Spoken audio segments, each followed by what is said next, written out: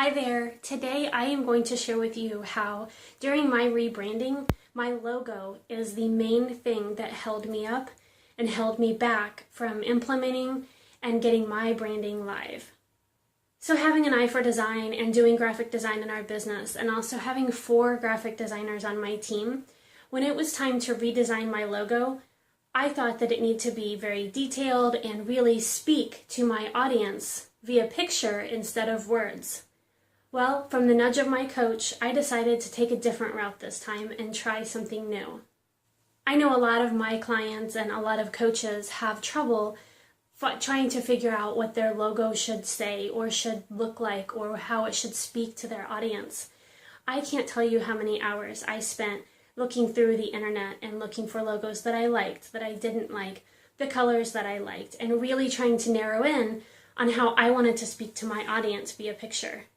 I even asked my designers to come up with ideas and examples, and I didn't have anything in mind. I didn't have a vision of what I wanted my new logo to be.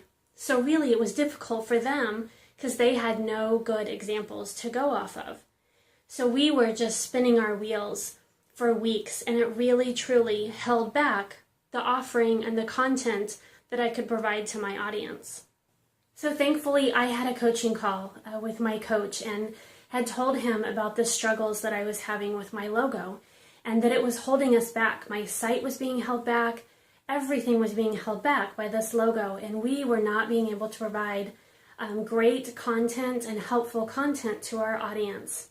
So we decided together, in a little bit of a push and a nudge from him, that I needed to take it back to the basics and keep it simple.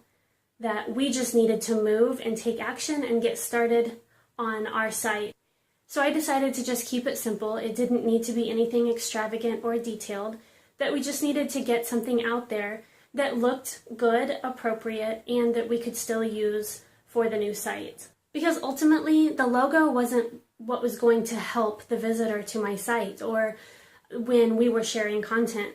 It was going to be the content, the resources, the helpful information, all of that we provide to our clients. It wasn't going to come down to what the logo looked like. So my focus shifted. I decided to create a very simple logo that still did the job, but then really spend my time and dedicating my eyes to the content that we were providing and the information that we were giving on our site so that visitors could know exactly what we do, how we could help, and how our services could benefit their business. The reason I share this with you today on my struggle of finding a logo and implementing a logo to get my branding done is because a lot of times in our business we hit a small snag, but at the time it seems like a huge snag. We let it hold us up for weeks, we let it stress us out, overwhelm us, and really stop our business from moving forward. But what we really should do is look from a higher level. What is the snag all about? Is it really that important? And is this snag holding us up for good reason to being a good resource and expert for our audience? What are you not getting accomplished because you're letting this snag hold you back?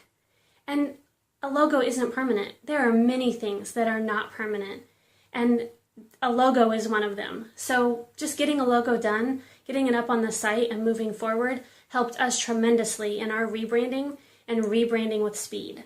So take a look at the bigger picture and see if what you're focusing on is really that big of a deal overall. I'm Angie Fisher, and I'm with Coaching Success Systems. And we are the ultimate support system for business, success, and life coaches.